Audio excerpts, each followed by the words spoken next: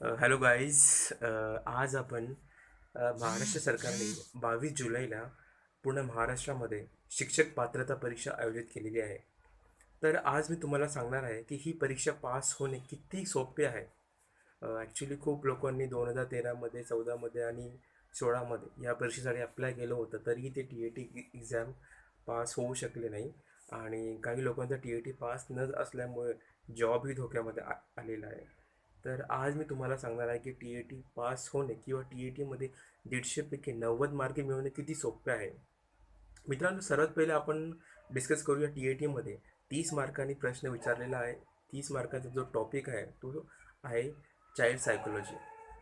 Child psychology हा topic इतका सोपा आहे, पण आपण ॲक्च्युली त्याचं काही प्रिपरेशन करत नाही. आपण डायरेक्टली जस्ट पेपरला जातो आणि आपल्याला खूप नवीन नवीन शब्द तिथे बघायला भेटतात आणि त्याच्यामुळे आपण खूप कन्फ्यूज होतो की आता कसे त्याचा जस्ट आपण कसे म्हणजे त्या प्रकारे त्याच्या फेस करायचं.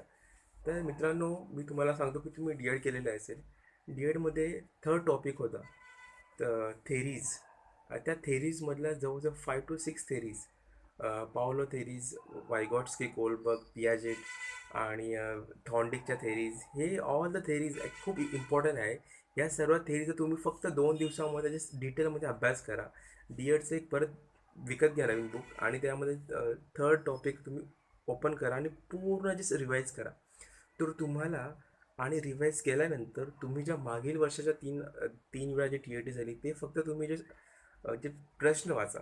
तर तुम्हाला कळेल की तुम्ही किती मोठी चुकी केली की ज्यावेळेस तुम्ही मागे जे टी ए टीचा अभ्यास करताना जर डी एडचं बुक वापरलं असतं तर तुम्हाला त्याच वेळी तुम्हाला कळलं असतं की हे किती सोपं आहे. सेकंड थिंग, मी डिस्कस करेल मराठीविषयी. मराठी हा खूप म्हणजे सोपा विषय आहे आणि त्याचं कंटेंट ॲक्च्युली खूप जास्त आहे आणि त्यामुळे आपल्याला कळत नाही की जे मराठीमध्ये काय वाचायचं. मित्रांनो, सर्वात पहिले म्हणजे की मराठी हा सुद्धा 30 मार्कासाठी विचारला जातो. 10 मार्काचा एक पॅसेज असतो आणि 5 मार्काची एक जे पोएम असते. मित्रांनो, ते खूप सोप्या प्रमाणात विचारलेले असतात.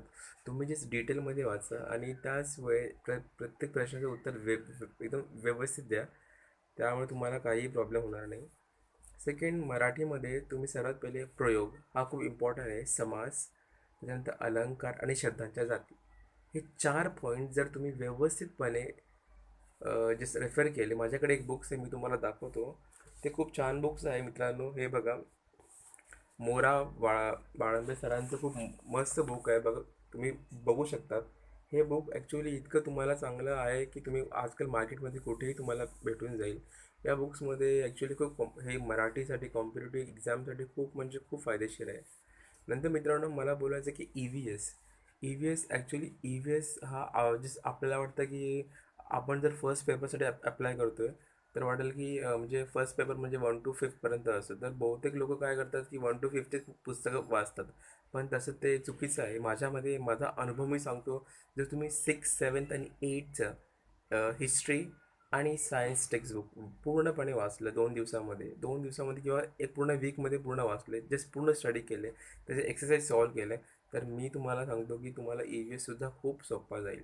तुमच्या 30पैकी ॲटलिस्ट तुम्हाला 25 मार्क्स किंवा 20पर्यंत मिळणं खूप इझी होऊन जाईल. नंतर आपण बोलूया इंग्लिश. इंग्लिश ॲक्च्युली खूप सोपं आहे. तुम्ही फक्त त्याचे जे पॅरेग्राफ असतो तो व्यवस्थित वाचायचा, क्वेश्चन व्यवस्थितपणे सॉल्व करायचे आणि ग्रामर पार्ट ज्यात चेंज ऑफ व्हॉईस आहे आणि त्याच्यानंतर डायरेक्ट इनडायरेक्ट स्पीच आणि टाईप्स ऑफ सेंटेन्सेस खूप प्रकारे विचारतात. आणि टेन्सेसमध्ये ॲक्च्युली विचारतात की which is the correct sentence, म्हणजे फॉर्म कोणता असतो. तुम्ही जस्ट 2 दिवसामध्ये पूर्ण ग्रामर एक रिवायझिंग म्हणजे पूर्ण रिवाईज करा. मित्रांनो, ॲक्च्युली प्रॉब्लेम असा आहे की आपल्याला सर्व माहिती असतं, पण आपल्याला एक्झॅक्ट त्यावेळेस कळत नाही की कोणता आन्सर करेक्ट आहे.